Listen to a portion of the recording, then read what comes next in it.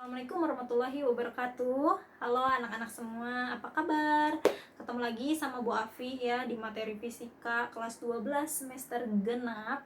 Nah, sebelum Ibu menjelaskan mengenai materinya, alangkah lebih baik kalian mempersiapkan diri terlebih dahulu ya. Yang pertama itu minimal sudah cuci muka. Jadi jangan sampai baru nih melek mata langsung lihat video Ibu ya, boleh di pause dulu, cuci muka dulu. Nah, alangkah lebih baik kalau kalian sudah mandi, ganti baju, dan juga sarapan ya. Ibu sangat mengapresiasi ya untuk orang-orang yang mempersiapkan diri sebelum belajar. Kemudian jangan lupa untuk baca doa terlebih dahulu ya, karena biar bagaimanapun kondisi dan niat itu kan hal yang paling utama ya, bukan hanya dalam belajar tapi dalam hal lain-lainnya. Oke? Nah, kali ini Ibu akan menjelaskan mengenai gelombang elektromagnetik atau yang biasa disingkat dengan GEM, GEM ya. Nah, sebelumnya Ibu ingin menjelaskan terlebih dahulu mengenai gelombang ya. Jadi kan kelas 11 kalian sudah mempelajari tentang gelombang. Ada dua jenis gelombang, ada mekanik dan ada elektromagnetik. Mari kita simak terlebih dahulu.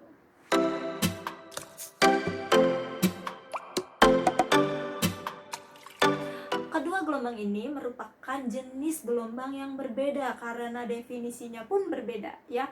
Kalau gelombang mekanik itu merupakan gelombang yang membutuhkan medium untuk merambat, sedangkan gelombang elektromagnetik tidak membutuhkan medium untuk merambat. Maksudnya apa, Bu? Maksudnya si gelombang mekanik ini dia butuh yang namanya perantara. Kalau nggak ada perantara, dia tidak bisa merambat, tidak akan bisa dihasilkan karena dia ketergantungan gitu sama yang namanya medium. Sedangkan kalau elektromagnetik dia lebih mandiri ya, dia nggak butuh yang namanya perantara, dia bisa sendiri gitu merambat ya, nggak butuh pertolongan siapapun ya. Oke, cukup jelas kan? Masih nggak ngerti juga arti perantara? Ngerti kan ya? Nah, kalau gelombang mekanik itu yang membutuhkan perantara itu contoh-contohnya itu ada gelombang tali, ada gelombang pada air, ada juga pada dawai gitar, terus ada juga gelombang pada bunyi. Jadi suara yang kita dengar ini adalah salah satu contoh dari gelombang mekanik. Nah, gelombang suara ini kan tidak dapat terlihat ya, maaf, gelombang bunyi tidak dapat kita lihat. Namun apa sih perantara dari gelombang bunyi? Kalian pasti masih ingat ya, yaitu adalah udara. Jadi kalau nggak ada udara, kita ini tidak bisa mendengar suara. Bukan kuping kita yang salah, tapi si gelombangnya ini tidak bisa merambat, makanya tidak dihasilkan yang namanya suara. Jadi butuhlah medium udara agar suara ini dapat kita dengar. Dapat kita dengar ya. Nah, berarti kalau di ruang hampa itu bisa nggak kita dengar suara? Tidak ya. Nah, kemudian salah satu contoh gelombang elektromagnetik yaitu adalah cahaya, yang sering banget kita rasakan dan dapat kita lihat. Salah satunya itu adalah cahaya matahari. Itu membuktikan ya bahwa cahaya itu tidak memerlukan medium untuk merambat.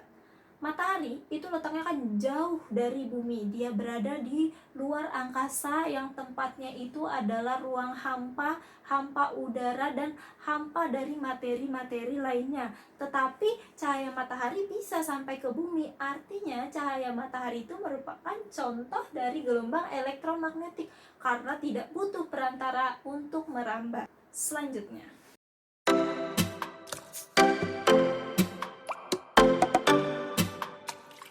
oke, kita sudah tahu ya tadi pengertian dari gelombang elektromagnetik yang ternyata dia tidak butuh medium untuk merambat.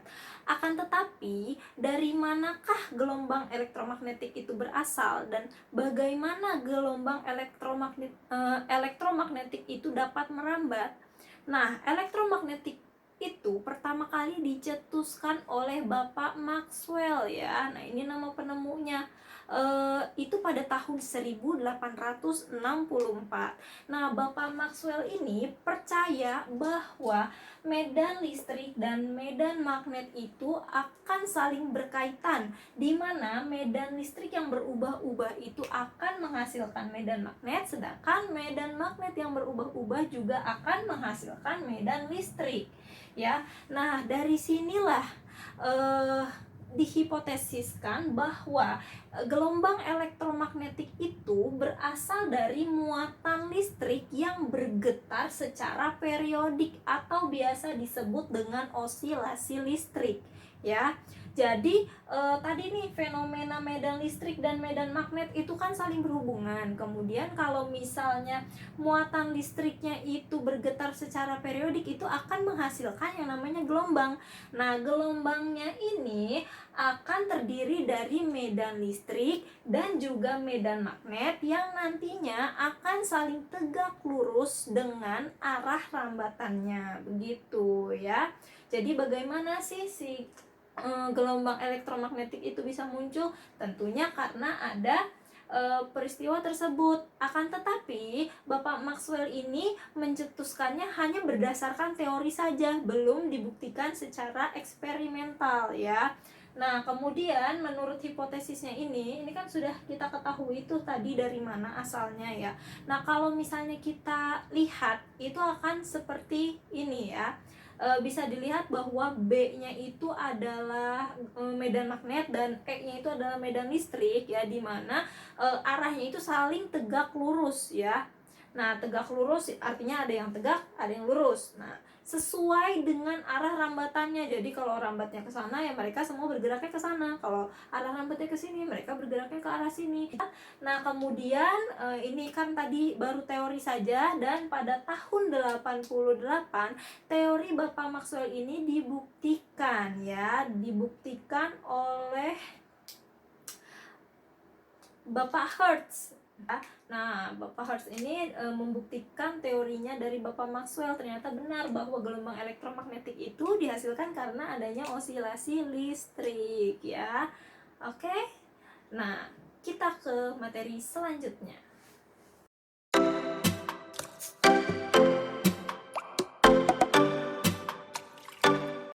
Sekarang adalah sifat-sifat gelombang elektromagnetik, ya.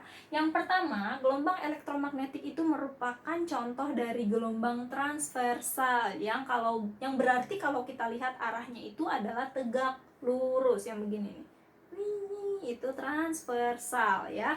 Yang kedua, arah medan magnet dengan medan listriknya. Tadi kan sudah dijelaskan, ya, kalau game itu kan gelombang yang terdiri dari medan magnet dan medan listrik. Nah, arah si medan sama si medan magnet dan si medan listrik ini saling tegak lurus, ya. Kemudian yang ketiga, dapat merambat di ruang hampa. Tadi juga sudah dijelaskan. Yang keempat, merambat pada lintasan berupa garis lurus. Jadi dia merambatnya itu lurus, enggak belok-belok, ya. Tadi arah rambatnya ke sini, maka medan magnetnya gimana, medan listriknya gimana, itu sesuai dengan arah rambatnya, ya. Kemudian yang kelima, dapat mengalami proses pemantulan, pembiasan, polarisasi, interferensi, dan difraksi seperti pada sifat-sifat gelombang pada umumnya, ya. Dan yang terakhir, kecepatannya di ruang hampa itu adalah 2,998 dikali 10 pangkat 8 meter per second. Atau kalau kita bulatkan itu sama saja seperti 3 kali 10 pangkat 8 meter per second. Ibu yakin kalian pasti sudah sangat mengenal angka ini, ya. Ini merupakan cepat rambat cahaya. Nah, kalau kalian perhatikan lagi, sifat-sifat game dari nomor 3 sampai nomor 6 ini ternyata sama dengan sifat-sifat cahaya. Maka dari itu, cahaya juga disebut sebagai gelombang elektromagnetik. Begitu, anak-anak. Paham, ya? Next.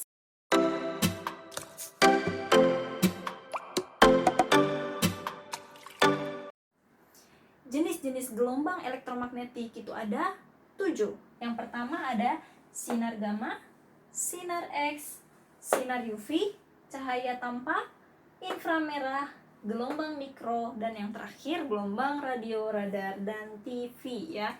Nah, bisa kalian lihat di sini, Ibu sudah menyusun jenis-jenis gelombang elektromagnetik berdasarkan rentang nilai panjang gelombangnya.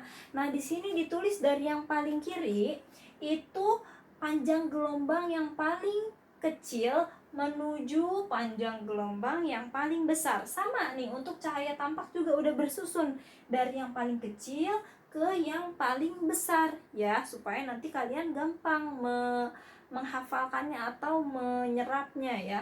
Nah, jadi rentang-rentang panjang gelombang ini kan membentuk jenis-jenis gelombang elektromagnetik yang menghasilkan fungsi yang berbeda-beda nantinya ya. Nah, inilah yang dinamakan dengan spektrum. Jadi spektrum itu adalah rentang-rentang nilai baik itu frekuensi, panjang gelombang maupun energi ya, untuk menentukan jenis-jenis gelombang elektromagnetik. Oke, mungkin masih ada yang keblingar maksudnya apa. Cuman oke, kalian langsung pahami aja ya ini ya. Jadi untuk sinar gamma, kalian bisa lihat di sini kan ada tulisan sinar gamma, terus ada angka di atasnya. Nah, ini kan 0,0001 nanometer sampai dengan sini, betul? Sampai dengan sini 0,01 nanometer itu apa? Itu merupakan panjang gelombang panjang gelombangnya ya. Jadi sinar gamma itu memiliki panjang gelombang sekitar 0,0001 nanometer sampai dengan 0,01 nanometer. Jadi kalau misalnya kalian ingin menghasilkan gitu ya, menghasilkan sinar gamma ya, sok aja kalian hasilkan gelombang elektromagnetik sendiri dengan panjang gelombang yang besarnya segini. Maka kalau kalian sudah berhasil membuat game dengan panjang gelombang segini, maka sinar gamma yang sudah kalian hasilkan. Kemudian yang kedua ada sinar X. Sinar X itu panjang gelombangnya itu sekitar 0,01 nanometer sampai dengan 10 nanometer ya. Nah, ini lebih di atasnya dari si sinar gamma ya, lebih besar dari sinar gamma. Jadi kalau kalian mau membuat sinar X untuk menghasilkan sinar X untuk membuat teknologi terbaru, untuk membantu tenaga medis, kedokteran misalnya, bidang kedokteran itu kalian mau buat sinar X, silahkan kalian hasilkan gelombang elektromagnetik dengan rentang nilai sekian nih. Kemudian yang ketiga sinar ultraviolet. Sinar ultraviolet itu rentang nilainya segini ya. Lihat, dari 10 sampai dengan sini nih. Ini udah masuk cahaya tampak. Cahaya tampak itu segini sampai segini. Oke, akan Ibu jelaskan. Berarti Bu, kalau sinar ultraviolet itu dari rentang nilai 10 nanometer sampai 400 nanometer dong. Betul ya. Jadi sinar ultraviolet ini merupakan sinar yang dihasilkan oleh cahaya matahari. Yang dihasilkan oleh cahaya matahari itu adalah sinar ultraviolet, cahaya tampak, dan inframerah ya. Nah, kemudian setelah sinar ultraviolet ini nih yang kecil yang nyempil sendiri, ini adalah cahaya tampak. Kenapa disebut tampak? Karena ini adalah cahaya-cahaya yang dapat dilihat oleh mata kita. Jadi semua yang terlihat di mata kita sekarang, warna-warna ya, kita bisa membedakan benda kan karena warnanya juga, itu adalah cahaya tampak. Berarti yang kita lihat ini memiliki frekuensi antara 400 nanometer sampai 700 nanometer. Kurang dari 400, lebih dari 700, kita tidak bisa melihatnya lagi. Berarti kita udah nggak bisa nih lihat sinar ultraviolet, sinar X, sinar gamma, inframerah, gelombang mikro, dan gelombang radio ya. Kita memang tidak bisa kan. Ada nggak coba yang bisa lihat, kecuali pakai alat ya, tapi dengan mata telanjang kita tidak bisa melihat gelombangnya ya. Oke, next setelah itu ada inframerah. Tadi sudah dijelaskan ya, bahwa inframerah itu dihasilkan oleh cahaya matahari atau sinar radiasi ya. Nah, kemudian rentang nilainya adalah segini. Tuh, ini rentang nilainya. Setelah itu ada gelombang mikro dengan rentang nilai sekian, dan gelombang radio yang memiliki panjang gelombang paling tinggi atau paling besar ya. Nah, jadi kan jenis-jenis ini sudah ibu susun dari yang panjang gelombangnya paling kecil sampai yang panjang gelombangnya paling besar. Bisa dilihat dong contoh gambar di atas. Nah, ini kan gambar gelombangnya dari yang panjang gelombangnya kecil bertambah semakin besar. Nah, di sini ada keterangannya, kalian bisa lihat tanda panah ke kiri. Berarti semakin kecil panjang gelombangnya, energi dan frekuensinya semakin besar atau bertambah ya.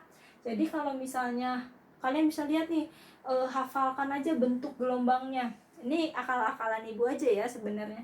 Kan bentuk gelombangnya begini nih, ya kan? Kayak kalian tahu kan alat yang di rumah sakit yang kalau orang udah sekarat itu, osiloskopnya itu loh yang nentuin nyawanya dia, denyut jantungnya dia itu ya kan. Kan kalau misalnya denyut jantungnya bentuk gelombangnya makin besar kan berarti dia semakin lemah. Semakin lemah berarti energinya semakin berkurang, betul gak?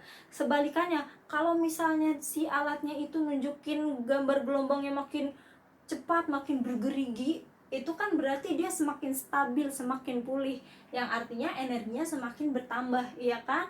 Nah, energi dan frekuensi itu saling berbanding lurus, berarti kalau energi bertambah, frekuensi juga bertambah, begitu pula sebaliknya. Jadi kalian hafalkannya itu aja ya, akal-akalan ya. Oh ya, di rumah sakit kalau di sinetron-sinetron kan begitu ya. Kalau udah mau mati kan biasanya panjang gelombangnya kecil, energinya juga berarti makin kecil gitu. Berarti kalau dia udah mau sembuh kan berarti makin stabil tuh gelombangnya, berarti energinya semakin bertambah gitu ya. Oke, apakah ibu kecepatan? Kalau misalnya ibu ngejelasinnya kecepatan atau asik sendiri tuh kalian bisa langsung komen aja di bawah, tapi jangan terlalu kasar-kasar nanti ibu baper ya. Jadi bilangnya halus-halus aja, pelan-pelan aja gitu biar ibu mengerti. Oke ya, sampai di sini penjelasan ibu ya. Mungkin yang kurang-kurangnya bisa ibu jelaskan minggu depan, dan untuk tugas kalian bisa lihat di Google Form ya. Sampai bertemu lagi minggu depan. Semoga kalian tetap semangat. Jangan lupa tugasnya untuk selalu dikerjakan tepat waktu dan tidak ditumpuk ya. Ibu usahakan membuat tugas sedikit mungkin supaya kalian tidak keteteran ya. Terima kasih, mohon maaf bila banyak kesalahan-kesalahan kata. Wassalamualaikum warahmatullahi wabarakatuh.